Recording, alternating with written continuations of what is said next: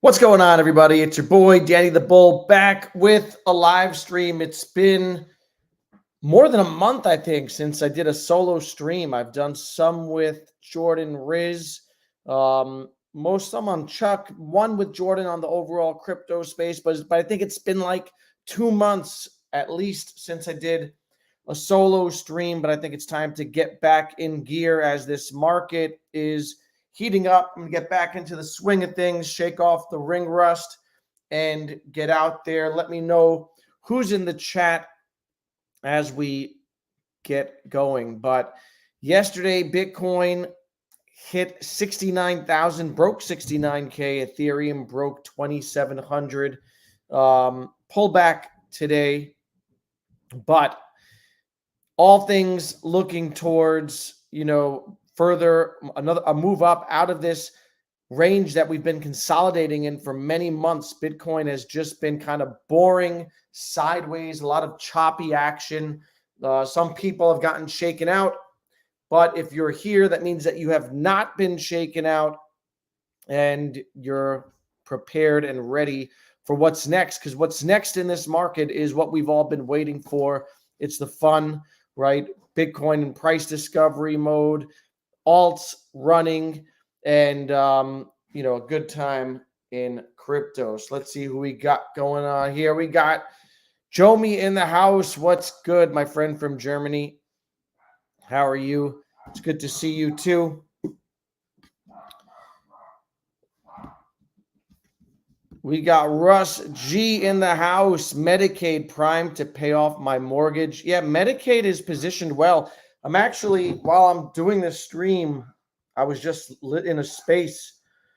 Russ MCade is speaking in a space on X. And I was trying to listen in over there. I've got it on in the background over here. Russ is on a space with GG. It's a big Twitter influencer, GG1 Investments. I see Russ and the MCade crew getting out there more and more in spaces as picking up their marketing, right? Because for MCade, I talked about a lot about MCade on this channel. All the pieces are there. They've built out the fundamentals. They've got the games in the Telegram. They've got, the tournaments going on. They've got the partnerships. They brought Jamie King on board. Now it's about building out token awareness. They moved to Base, which I love, right? Because it's a crowded field in gaming, but, they found a way to stand out by positioning themselves on Base, moved off of ETH, right, which is a nightmare in terms of gas fees. So they were going to go to Matic. That was the plan. And then they pivoted to Base, sensing an opportunity and sensing and, smelling out where that liquidity is going to flow into, and liquidity is going to flow into Base. And now they're positioned to really have a strong partnership over there. Base is sponsoring their, gasless fees over there in their Telegram wallet. So, in their tournament wallet. And they are, I think, positioned to do well. I'll be talking about gaming a bit more today.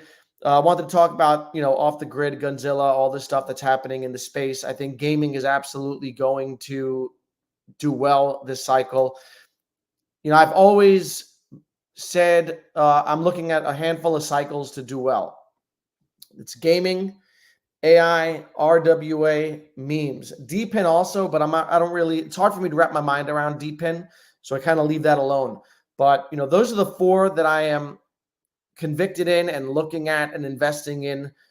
And so MCade is my main play in gaming alongside Naka. Good to see you back, brother. It's good to be back. Yeah, I like the stream 4 o'clock. I get the Europeans in there.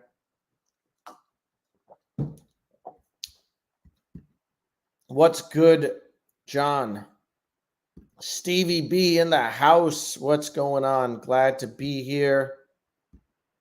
MCade and Chuck to the moon. Yes, MCade to the moon. Joss, what's good? Russ says, I love your hair. I have none. Might buy a wig when we hit when we hit all-time highs. You could just fly yourself to Turkey, get yourself some hair implants, all right, enjoy a nice vacation out over there and get the real deal. You don't need a wig, my friend. You're going to be able to get real hair, and I can sponsor some of it maybe. Stevie says he'll buy you a wig. What's good, Walshy? Yeah, make sure you smash the likes. Subscribe to the channel if you haven't already.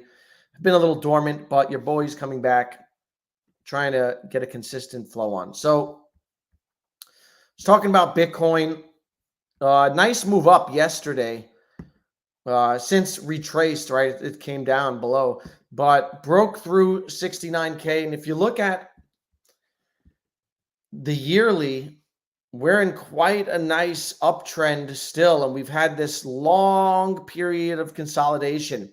It's been since March, all right? So that's what, 7 or 8 months now, 8 months of consolidation. And the old saying goes, the longer the base, the bigger the breakout. And so, Ron talks about, my good friend Ron always talks about how it's good to get this long period of consolidation because the Bitcoin's changing hands, right? There are buyers and sellers and it's changing hands. So you're getting rid of those old holders and you're getting it into hands of new people, right? And so Bitcoin is primed for a breakout. October is what we were all promised. There's still a good 10 days left in this month.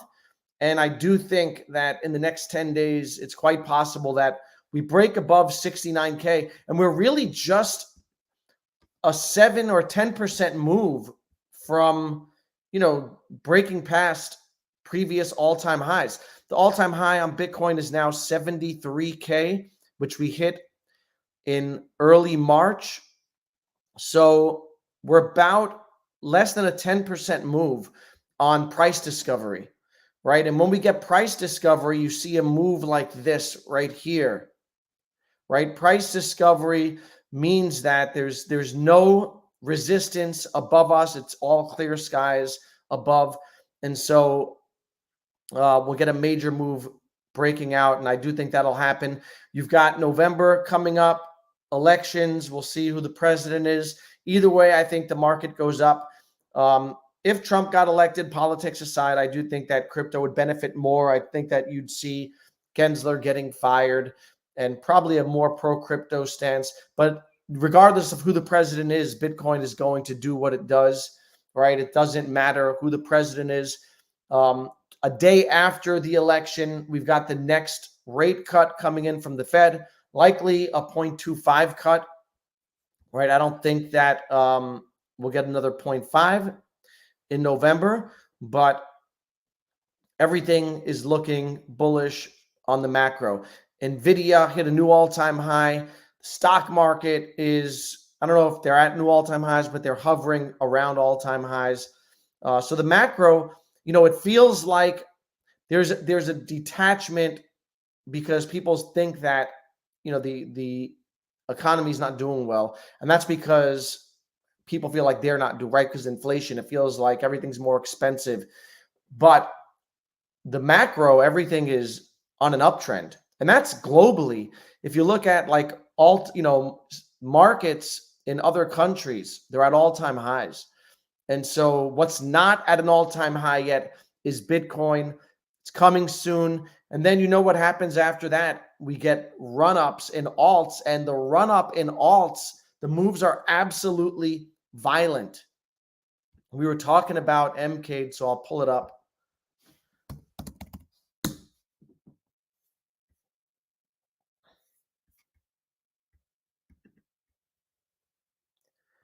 We know that the run-up in alts is absolutely violent. You get the biggest gains in the shortest amount of time, right? And so we saw it was lagging other gaming projects because it launched at a high market cap. But back in February, around February 13th, it was at 0.009, and 2 weeks later, it was at almost 3 cents. Okay, so in the course of 2 weeks, it did like a 3x. And those are the kinds of moves that we get in altcoins when alt season comes and when Bitcoin dominance falls. Right now, Bitcoin dominance is at an all-time high. I think it's like at 58% on Bitcoin dominance, which is really high, right? But what happens is money moves from Bitcoin into alts, pumping them, and those moves are violent and they're rapid. And so just, a month ago, 2 months ago, I had people DMing me saying, do I still believe, specifically about Medicaid, while we're on the topic, saying, is Medicaid still good? Do you still believe in it? And my answer was absolutely. Medicaid being down was a product of the overall market being down. Alts were down 70, 80, 90% from, that last run up, because we had a mini alt season and it felt like, the market was getting a head start. But what we've learned was never doubt the cycle. The 4-year cycle has played out the same way every time.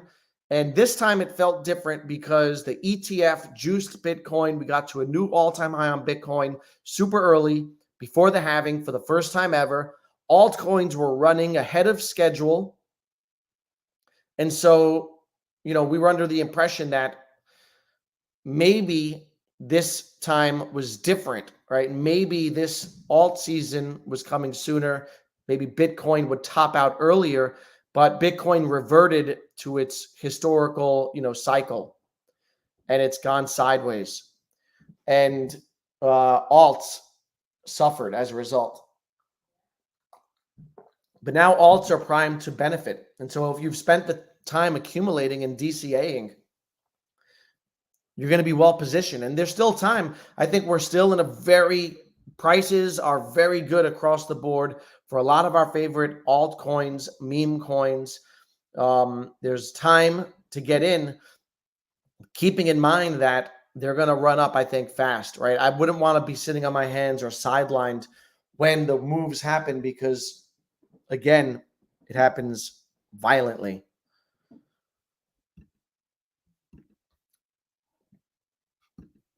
Got a super chat from Stevie B. Thanks, Chuck, to $1. Yeah, and Chuck had a nice 40%. Thanks for the super, Steve. Chuck had a nice 40% move over the last week or so. Bottomed out in about a $1.5 million market cap after an absolutely explosive start going to 32 million early on. It did what meme coins do, but it's got a very strong community. I'm very biased on Chuck, obviously. I'm a core community member. I speak on spaces from the Chuck official account and work on behalf of the community. But Chuck was up 40% this week.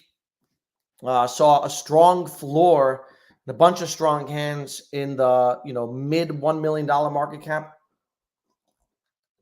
And it's ready and primed, I think, alongside a lot of base, base network. A lot of the meme coins on there are ready to move. I just got into Base Cartel. I don't know if people are familiar with Base Cartel, but this is an NFT that was minted this week. It was released, and it's basically an index fund of meme coins on Base, right? This one NFT.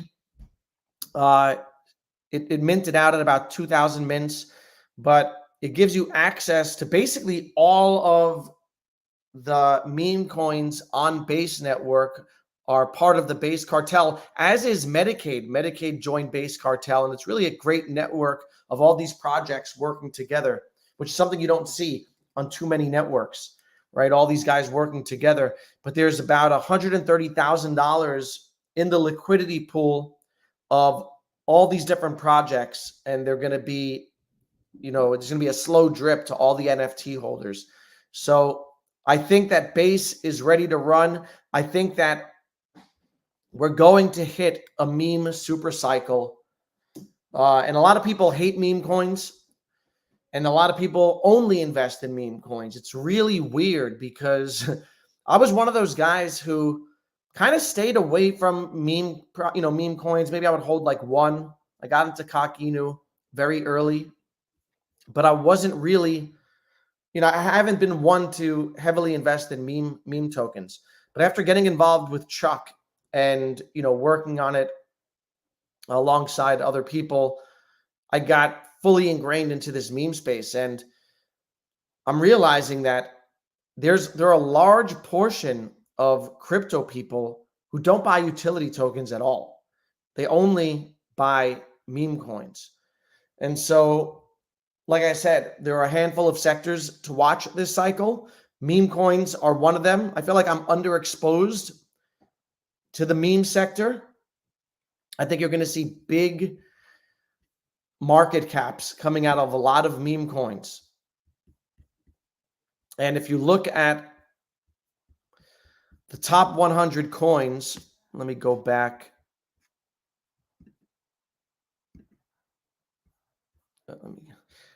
In the top 100 coins, there are something like 11 or 12 meme coins now. More than 10% of the top 100 are meme coins. You got Pepe at top in the 24, number 24, which is really like number 22 when you exclude stables. Dog Whiff Hat in the top 40, Bonk top 50, Flowkey. You got Brett, which is the number one on base at $1 billion. I think Brett's going to go to 40 billion market cap, like Shiba did last cycle. I think Shiba hit 50. I think Brett's going to go to 40. I think that you could see Pepe, 50 to 70 $1 billion market cap. And memes have really outperformed during this, while Bitcoin has been choppy. Memes have really outperformed the rest of the market. Look at these projects. SPX, which is a spoof on the S&P 500, is at a $700 million market cap. This is a Sol meme coin. You've got GigaChad, another one on Sol, $500 million market cap. And look at the chart. Meme coins have totally outperformed the rest of the market. You look at some of these charts, and it doesn't seem like we've been in this sideways choppy action. A lot of these have been sending, and I think that that's going to continue to happen. And so personally, I'll be looking to get into some more meme coins. Obviously, I've got a ton of Chuck. I've got Rito, Resistance Dog. I've got Brainlet. I like that one. And I got some exposure to Ponky. But I think that memes are going to continue to absolutely send. And I think that base season hasn't yet kicked off. And that we're going to see Brett go to 40. And I think you're going to see a rotation from Brett into other meme coins, right? And there are a lot of good ones out there on Base Network. So it's something to keep an eye on. Let's get back to the chat. Base Labs in the house. What's good? Happy's in the house. Oscar. I don't know about Oscar. It's not CoinMarketCap yet. Only Gecko has just 97K sell, and it bounced right back up. He's shilling Oscar. Cash Games. What's good? Blaze, memes are going to fly. Chuck will be there for it. Yeah, Chuck, I think, is well positioned because it's been around for 6 months, right? And so a lot of these meme coins that launched in the last 6 months and had parabolic run-ups, they came back down, but they're still here, and they have strong communities, and they have strong partnerships. They now have legitimacy, and they're on watch lists, right? People are looking at them. People now, there's token awareness around them, right? People didn't know, what Chuck was, what Weirdo was, all these other meme coins. But now when the market turns, that's why we're seeing, not just in Chuck, if you look at a bunch of other base projects, And let me pull some up. Where's my search? Here it is. If you look at a bunch of base projects over the last week, well, not Weirdo, but Weirdo ran up. You see a similar thing that we saw on the Chuck chart, right? They're starting to come back. Weirdo and Boomer's another one.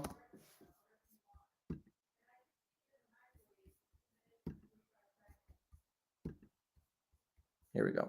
Boomer had a nice run up. It's now retracing. And so, you know, these coins, Chuck, Boomer, and all these others, they've built out a sense of legitimacy in the space. They've shown themselves to have strong communities, and now they're on the comeback trail, right? And coming back from a $2 million market cap, $3 million market cap. Once this market goes parabolic, they're positioned to do well. So congratulations if you're still here and have been accumulating your favorite projects. You're going to do well. Happy as Lambos with happy on them already.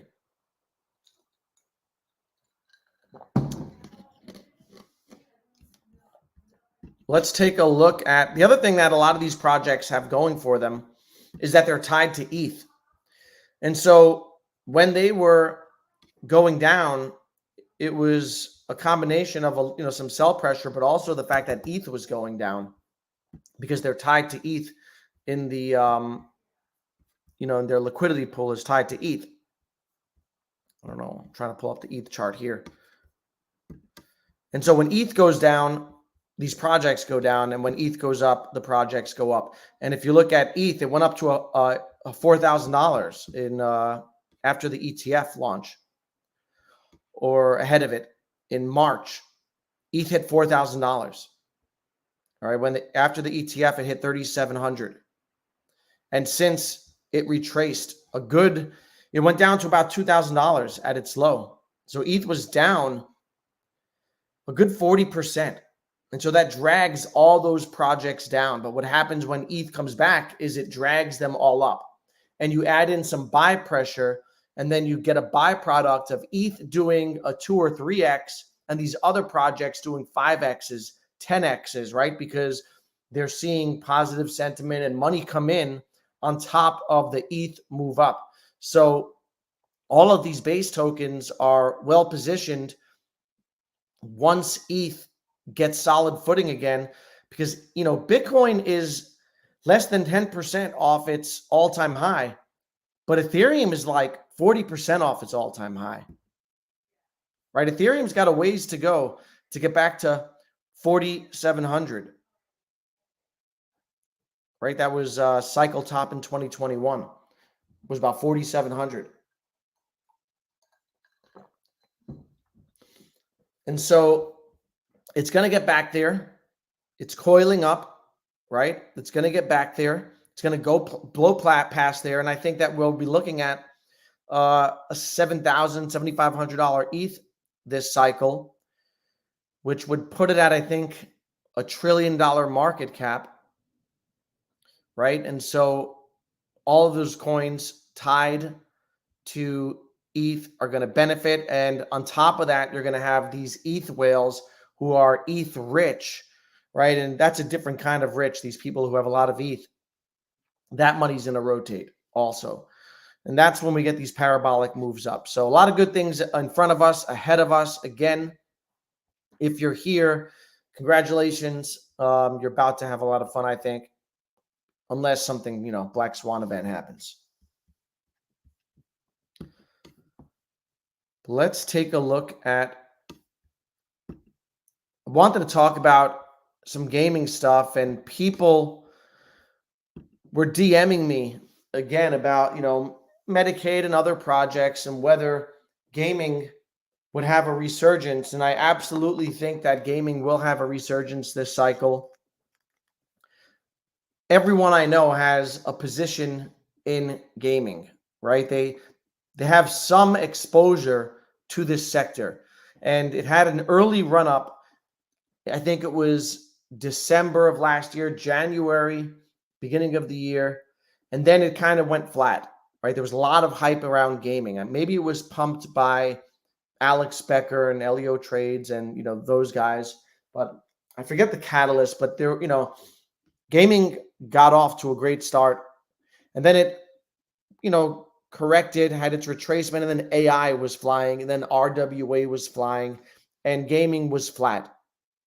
But make no mistake, I think gaming's coming back, and maybe Off the Grid is the catalyst that's needed for gaming to get off the ground and make a big comeback, because I think that this is huge for the whole sector. And if you're not familiar, Off the Grid is a game produced by Gunzilla, and it's a first-person shooter. It's a battle royale type game like Fortnite, playable on Xbox, PlayStation. But the beautiful thing about it, and it's in beta right now, so only some people have access. The beautiful thing about it is that it's got all the crypto stuff in the background. So it's a crypto game, but there's no need to set up a wallet, connect a wallet, because everything is done in the background. This is on Avalanche, which has a lot of good gaming development going on in that chain. And so that's the perfect way to do gaming, right? I think part of the issues around this space is the friction and the difficulty that people have in, accessing Web3 and connecting wallets. The turning point, the tipping point for this whole sector is when it's all happening in the background. And, you don't have to connect a wallet. You don't have to do all these things that are confusing for normies. And that's what Off the Grid does. And so it's got in-game assets that are NFTs and that can be sold in the marketplace, traded. They have mint numbers, I believe, and unique identifiable information on the blockchain. And the game is supposed to be, good also, and built for mainstream audiences. And I know that it is because I asked my 16-year-old son. Well, I told him, you need to play this game. I thought it was out already. I said, go play Off the Grid. And he went to look at it, and he said he knows what it is. He's seen it, and people are, streaming it on Twitch. And sure enough, it's got like tons of viewership over there. Let me see if this says what the numbers are. Here it is. Last week, the Battle Royale game launched in early access, quickly became the top free title on the Epic Games Store, with 148,000 viewers watching the countless streamers playing it on Twitch. So here's a game with crypto in the background, true Web3 gaming that is built for normies and targeting a mainstream audience, and that looks to get mainstream adoption. And that is what the space needs. It even has Forbes was covering it. All the major publications were covering it. Popular new battle royale Off the Grid is actually a crypto game, right? And that's the key word right there, is actually a crypto game. Because again, you've got to remove the friction. And we talk about, RWAs. I think that's a narrative that's going to hit this year hard. The RWA sector, real world assets, tokenization of everything. I think it's like the total addressable market for that is tens of trillions, if not,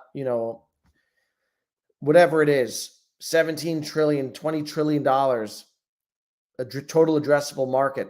You're talking about like all of real estate. You're talking about the bond market. But the technology is not ready yet, right? Regulatory wise, it's not ready yet. The space is still going to run based off speculation, but they need to reduce the friction. That's what's happening here. So it's good to hear.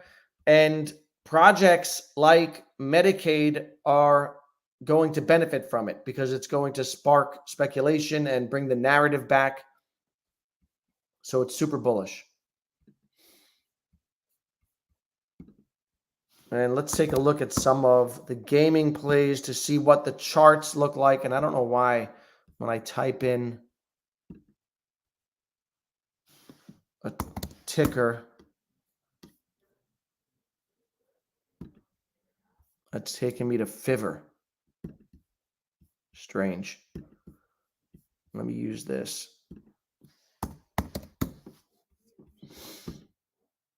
Games for a Living is another one that I like.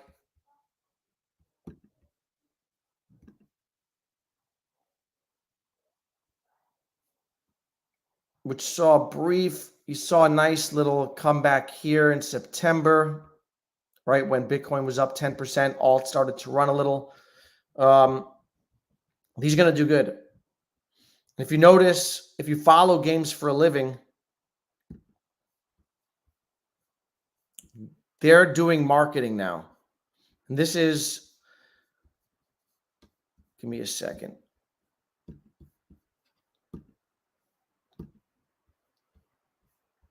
Here we go. Travlad, they partnered with Travlad. Travlad is an influencer. I've been on his spaces representing Chuck. He's got over 400,000 followers on X. He's now an official partner of Games for a Living. He's tweeting about them. And notice what his selling point is. The co-founder of Games for a Living was the founder of Electronic Arts. Every tweet he puts out. And this was like my original thesis about Games for a Living was exactly that, right? That's the selling point. This whole space is speculation. It's all driven by narrative. It's narrative driven. And what I think is interesting is we were talking about Medicaid before. Medicaid has such an interesting narrative, I think, that they need to play on even more. And that is their Jamie King connection, right? And Jamie King is, let me pull him up. This him? Yeah. Jamie King is the co-founder of Rockstar Games, the producer of GTA 2. I think he worked on Red Dead Redemption. So this guy is kind of like a legend in the space with a resume, second to none. And what's on his resume now is advisor to Medicaid. And I feel like that needs to be top in terms of marketing. Every time anyone talks about Games for a Living, they talk about the co-founder of EA Sports being a founder. I'd be talking about Jamie King every time I talk about Medicaid, because the association of being, working alongside someone who is the co-founder of Rockstar Games is such a compelling narrative for normies, right? Because it's such a crowded field out there in this gaming space. There are tons of projects out there. That's an easy narrative to understand. So I do think that gaming is going to come back hard. Some other solid projects out there that we've talked about are Playable Games, which is super cheap. A lot of these things are still on good discount. $18 million market cap on Playable Games. This went to $100 million at the peak early on. This is December. This did 100x, just to show you how fast this space moves and how nuts it gets and how nuts it's going to get again. Playable Games on October 22nd had 3 zeros and a 5. And it went to a penny. It took out that second zero, went to a penny.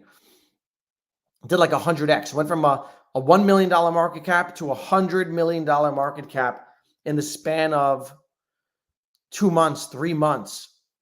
Absolutely crazy. And so we're going to see it happen again. And if you look to last cycle,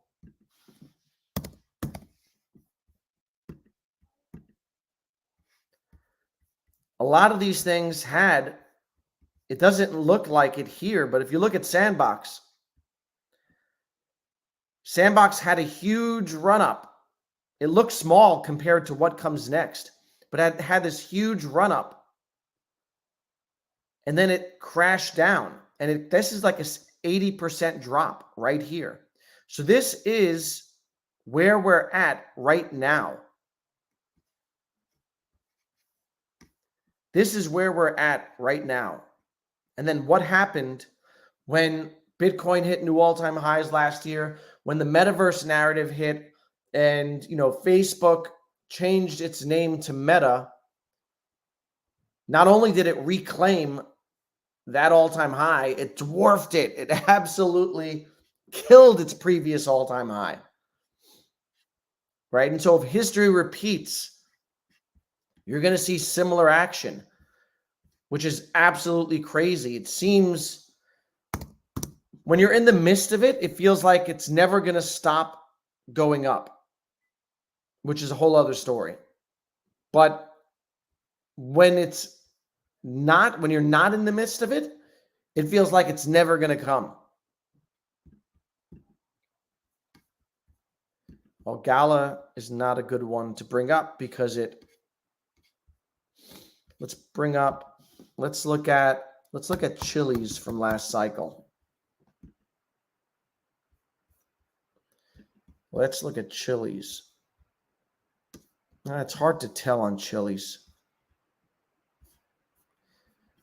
Let's look at Mana.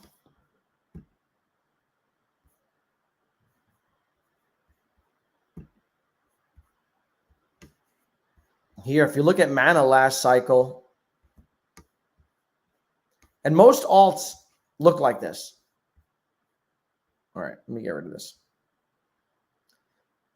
It had this huge run up, crashed.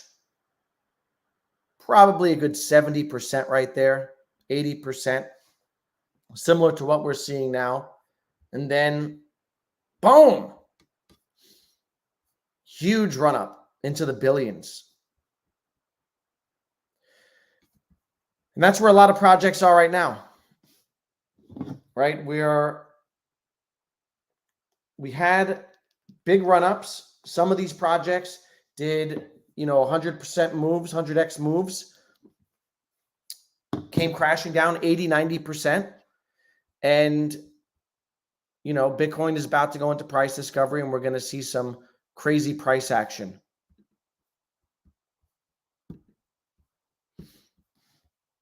Right? And if you look at all the charts last cycle, they all kind of look the same.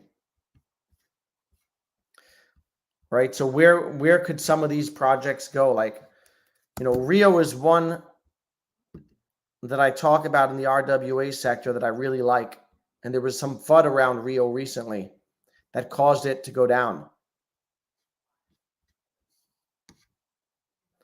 But Rio went from 11 cents to $3. Crashed all the way down to 59 cents.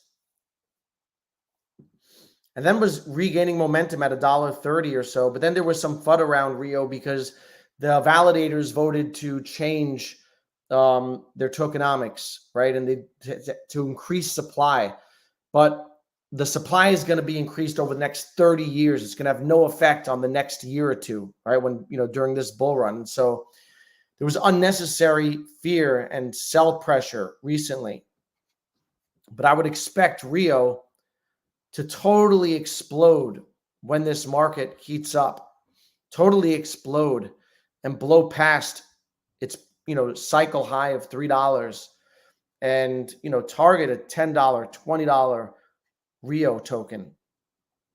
It's in the right space, and it's got a great community and a lot of token awareness built out around it. So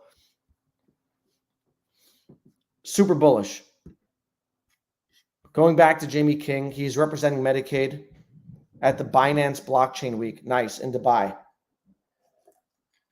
Yeah, if I were Medicaid and Russ, I would be parading Jamie King everywhere. I would make him put him front and center, regardless of his role. Because again, this is a crowded field. Gaming is such a crowded field, and you have to stand out, right? And how does Games for a Living stand out? I immediately gravitated towards it. One, the ticker's great. Games for a Living, GFAL is a great ticker. But two, the founder of EA Sports, the co-founder of Barcelona King, right? The Candy Crush guys. And so I was sold. Medicaid has a golden goose there, right? So they have a couple things now. They've got Jamie King and they've got Base Network, because there is no other project on Base Network like Medicaid. No other gaming ecosystem. And they're doing a good job partnering with all the meme projects. They're partnering with, the Base Cartel. They're now opening up all their tournaments to all those meme projects. So they're getting exposure to all those communities. And just like many Chuck holders hold Medicaid, potentially there are many boomer holders, many weirdo holders, all those meme coins, Miggles, who can now play in tournaments on Medicaid. Many of those community members can be onboarded to Medicaid. It was a great move to move over to Base for them. And it's great, absolutely, that Jamie King's going to be out there in Dubai. They're ramping up their marketing and, their presence in the space, on Twitter. I see Russ on Spaces all the time now, which is great. It's not Rio's first cycle. That's correct. Yeah, this is Rio's second cycle, but its first one, let's see. Yeah, they were just getting started. Is this Max? Yeah, them and Naka also. Those are two that I hold that are second cycle. But they didn't really have a huge run last cycle. They got to $4 off the bat, which is a little over where they were at in March. So they were probably at like a $250 million market cap, 300 million. But this is a second cycle coin that's going to blow past its previous all-time high. It was close to it in March. It was only about a 30% move away from new all-time highs. I think it will blow past previous all-time highs. I can see it getting RWA narrative hitting. I can see this, hitting the billions, 1, 2, 3 billion market cap. I think it's very possible for Rio.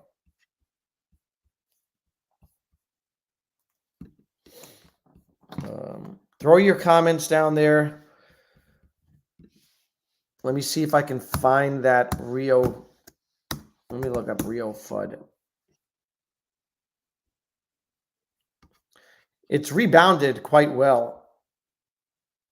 It had dropped like a good 30% from $1 to 70 cents, but that was strong resistance, and it got bought up. And this is a good sign, right? That it holds resistance and then the fear gets eaten up. Yeah.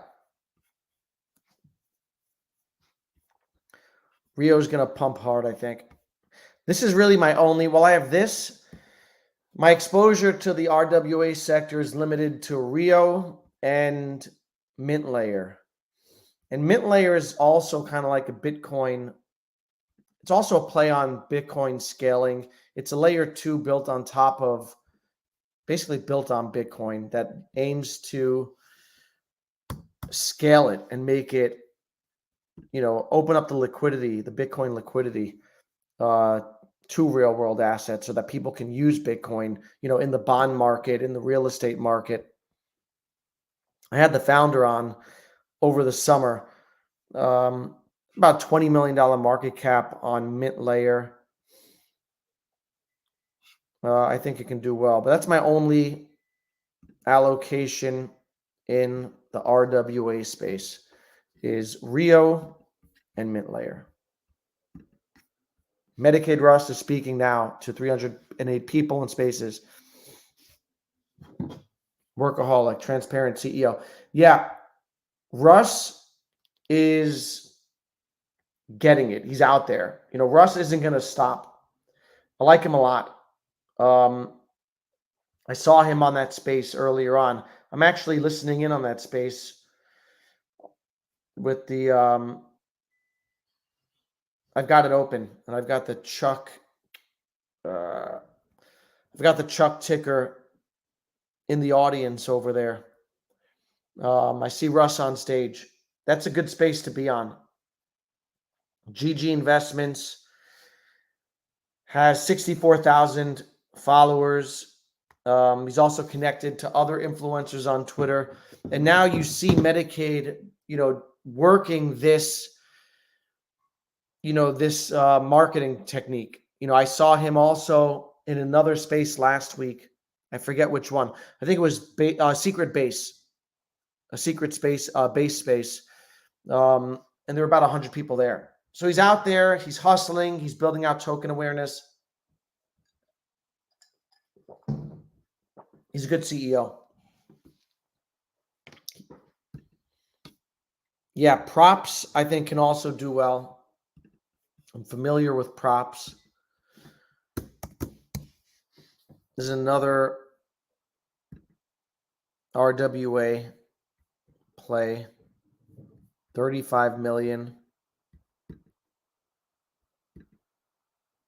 Is this the right ticker, though?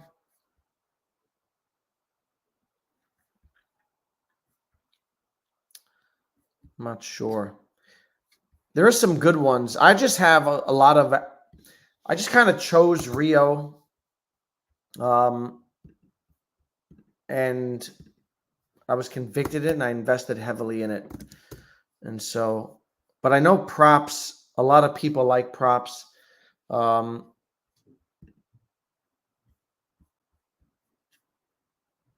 Yeah, I don't know if this is the right chart. And I've looked at it before. So the thing is, wrong prop base. Let me look it up. The thing is, once these here it is, prop base. Yeah, 48 million. Nice. Yeah, the chart looks good. This chart looks good. This launched in November. Hit a high with everything else in April. And you see the same pattern playing out, right? Once alt season hits, all the charts look similar, right? You don't have to... I always say you can't catch them all. And you don't have to. All you need to do is be allocated in good sectors to good projects, and they're going to run and run hard. And they're going to do, 10Xs, 20Xs, depending on where your entry was. But here's another one. This is at 13 cents. All-time high was 24. It's down about 50% from its all-time high of 100 million. I would expect it to blow past that. Right? So it's not rocket science for a lot of this. A lot of times we overthink this space. When the market pumps, it pumps. Coins like CumRocket went to like crazy $100 million market cap or something last cycle. All these stupid tokens, shit coins, absolute shit coins, and scam coins will pump when the market runs. And that's another thing, right? I made the mistake of market cap chasing last, early on in the cycle, right? looking to get in on something that was cheap, sometimes cheaper is not better, right? Just because something's cheaper doesn't mean that it's a better buy. I was talking about Brett earlier. You can put Brett's at $1 billion market cap. You can get 20 to 30x on Brett still, and it's relatively safe because it's got confirmation from the market. It's not. It's now the flagship meme of Base Network, and there are a lot of good projects in the top 100 that you can get 10x's, 20x's on. Even Ton Coin, I could see Ton going to 70, 80 billion market cap. Avalanche, when all the gaming hits, Avalanche is unique because it's got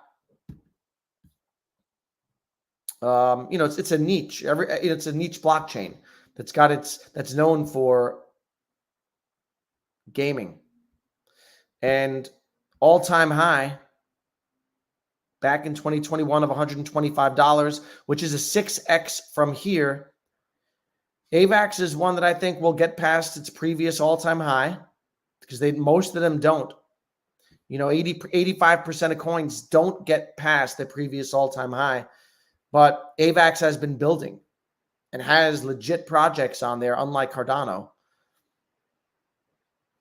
And I can see it going to past 100 billion market cap. It's at 11 right now. I could see it going to like 100, 120 billion, which, a solid 10x out of it. So these plays are easy 10x's if, we get what's expected. If this market runs and, Bitcoin goes into price discovery and breaks, 6 figures, you have these easy 10x's, in the top 100. But then when you go further down the risk curve,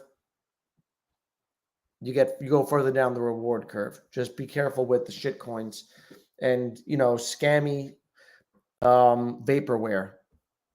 What's good, Ron in the house? What's going on? I got to get Ron on stream again. What's good, Dino Dragon? Is Omi officially dead now? No, I wouldn't say Omi's dead. It's not dead. But it's got one of the one of the badder looking charts. You don't find many that are not above its bear market low. It continues to sit at the low and make new lows. So it's a bad looking chart. And there are some reasons for that, right? I think it reflects the negative sentiment. There are a lot of bag holders that are down bad and that have lost trust. And the chart reflects that because what happens is anytime there's, buying pressure, people are looking to get out because the longer you hold your bags, and this is one of the reasons why I stay away from second cycle coins now. And I've learned a lot, right, since 2020. One of the things I've learned is there are basic rules in this space, and oftentimes they defy logic, right? So people point out to partnerships and things are fundamentally strong, but pumpamentals trump fundamentals in this space that is speculative driven, it's narrative driven, and it's pretty much a casino, right? The crypto space, that's what it is, right? And so second cycle coins, a reason why they don't perform is because the longer you hold your bags, the heavier they are. And there are people who bought OMI all the way up here. All-time highs are close to it. At 0.008, close to a penny, 0.005, and they averaged all the way down. And the problem is that you see other things going up or outperforming, and then you want to move into those things. And a lot of people end up selling on pumps, and they have a lot of tokens. And so we saw here, I forget what the catalyst this was back in August, a run up, sell off. Here, this one was OMI to NFT going live. Almost 100% move up. I would say 70% from 0036 to over 0005. It was a good move up. Immediately sold off. Within the 24 hours or so, it got dumped on. So when you have a lot of people with a lot of tokens, they can create heavy sell pressure and it can suppress the price. And that'll limit the upside. Is it dead? It's not dead. Look, nothing's dead in crypto is the beautiful thing, right? In a sense, but like if you look at ApeCoin seemed dead. Its chart was kind of similar to OMI's, actually. It was making new lows, right? This was another one that was making new lows and looked kind of similar. But it recently, yesterday, I think, or 2 days ago, it popped 100%. The difference is it didn't sell off. It didn't have that sell pressure, right? So that's one of the things that I've always talked about with OMI is that it's a disproportionate. There are too many people with too big of bags, right? With billions of OMI that can dump the price. And I know that ApeCoin probably has their whales or whatever, but it's also has access to a lot of liquidity because it's on Coinbase. I'm pretty sure it's on everything almost. It's not on Binance, right? Oh, it is on Binance. It's on everything. So the difference is that it's open to liquidity, right? So it has access to liquidity in the entire market. So yeah. So to answer your question, it's not dead, but it's going to have a big battle to get to where people wanted it to go to, right? To get OMI to break, a penny and go to 5 cents or whatever. That's looking unlikely. But we'll see what happens. A lot of it will depend on the NFT space and, the macro, and how that plays out and what that looks like. Time will tell. LBM. And LBM, that's something that Ron talks about in his TG group, I believe. LBM is on Base Network, I think, and it's a RWA play. Fairly new, right? This launched in April. So, new coin, small market cap. So this is a super low cap. And these are the ones that could see explosive gains. Ron's always got that alpha. Jomi says, want to get some LBM end of the week. Missed your entry, Ron. Well done again. Nice. Let's see. So much sell pressure on OMI. Feel bad for Randy. No, I don't want to talk bad about anyone. Let it go already. Happy is over here shilling Oscar. TechCoin and Medicaid. Yeah, is that Telcoin? I don't know what Telcoin is. But I absolutely love Tectum. I think Tet has the potential to get into the billions. You see it coming back nicely. Went down as low as $4, $4 to $5. And people who wanted to buy up here, this is the thing, people were saying, is Tectum a good buy at $20? Look how fast it went up, by the way. It did. I first bought it down here like $8, $9. and it quickly went to 45 bucks. It had just broken the record for transactions per second. Soft note were hot. It came into narrative, super, a lot of excitement around it. Went up to 45 bucks. Here was we had such a great buying opportunity between $4 and even $8, even $10. If it gets back to 45, is a 4.5x, and then that still only puts it at like a $200 million market cap. And I think Tectum is one that could potentially get into the billions, right? This is a layer one. It's a scaling solution for Bitcoin. So it optimizes Bitcoin and makes it scalable. It's got patented soft node technology, and it's got catalysts ahead of it this cycle, right? Their mainnet will go into beta, I think, in December. They're coming out with their own stable coin. Good stuff. AI Tech. Price predictions. Let's see. So AI Tech hit an all-time high of 45 cents. Ron put this out, or this was put out in Ron's Telegram, all the way back here. And this is when I got in. It was under 2 cents. It went to 45 cents in March. And that was, right now it's at $100 million market cap. So it went to about a 400 million market cap. I think it can get, I think you could see a $5 AI Tech. Who knows if it'll happen, but I think that one of the things about these AI tokens is they haven't had a cycle yet. This is their first proper cycle. And so for gaming, we have comparables, right? You can look at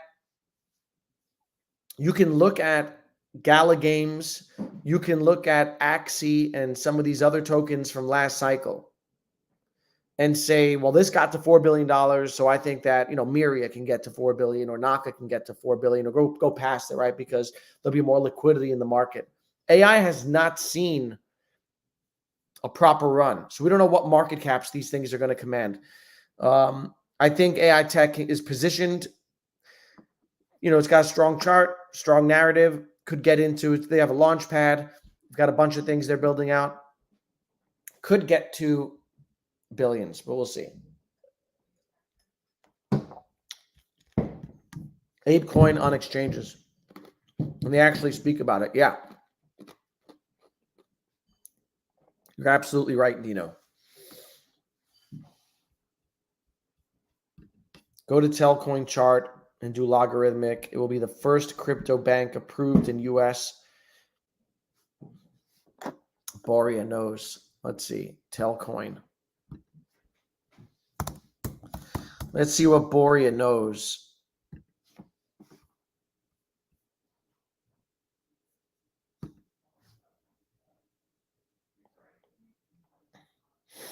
Here we go. $156 million market cap. Let's see what we got. It went to an all-time high of pretty high. Was that 4 cents? Which is like a 40x from here, or 25x from here.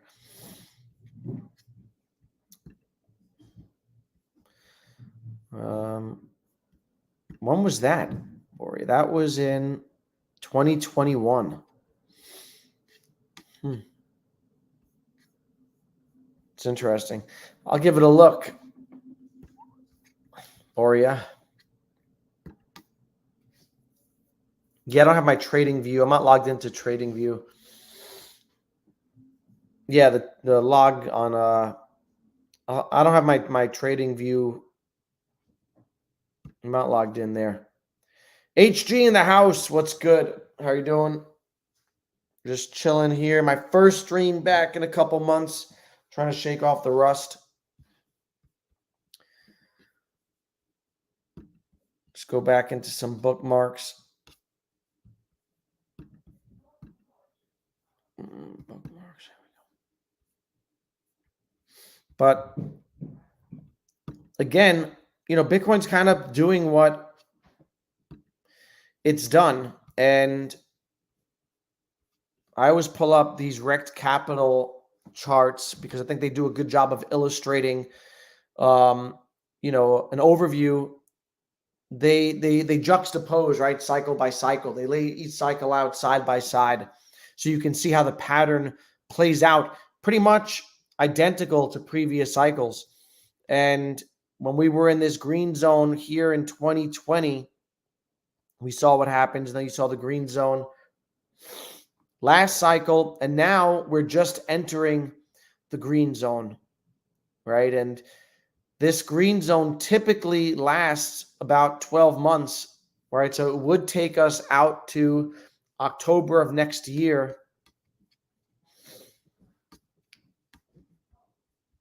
And again, though, it's got to flip this 69K into support. And we broke above it. We couldn't hold it. And Bitcoin is now